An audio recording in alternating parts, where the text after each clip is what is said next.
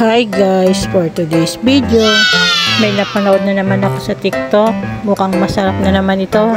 Ito nga pala ang cucumber salad. Wow! Yummy! Tara guys, samahan niyo akong gumawa ng cucumber salad. Wow! Ito, nagpapakadulubhasa na naman ako sa pagbalat ng cucumber. Feel na feel ko talaga ang pagbabalat yan kasi iniisip ko pa lang mukhang masarap na. Ayan, hinati ko yan sa dalawa. Yung ibang nagawa niyan, meron pang nakikitang green. Gusto nila kasi may balat pa. Ayan guys, hinihiwa ko na siya ng manipis. Wow! Ayan, tingnan yung itsura niya. Ninipisan ko lang para mas masarap kainin. Ayan, naghihiwa rin ako ng red onion. Kasama kasi yan sa ingredients eh. Inislice ko rin siya ng maninipis. Kahit masakit na sa mata, sige lang ang hiwa. Ingat lang sa pag-slice guys, baka pati kamay mahiwa. Hindi kasama sa ingredients yan. Uy, sunod ko naman yung hinihiwa ang garlic.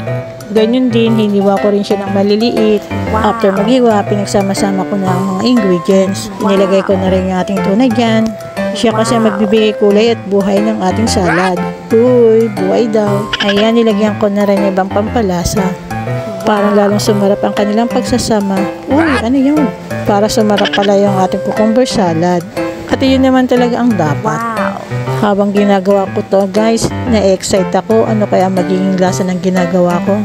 At eto na nga ang ating pangpinali, ilalagay na natin ang ating mayonnaise.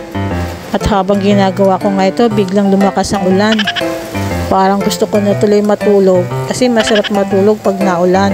At ayan nga, i-mix-mix na lang natin. Halo-haluin lang hanggang sa gumulo ulit ang kanyang buhay. Oy, ano yun? Ayan na guys, ready to eat na. Wow. Tara guys, tikman na natin ang ating cucumber salad. Wow! Unang kagat, first bite. Yummy talaga. Hindi ka magsisisi sa buhay guys pag itong natikman mo. Yummy talaga, lasang ulit. At lasang perfect. Hanggang dito na lang guys. Thank you for watching.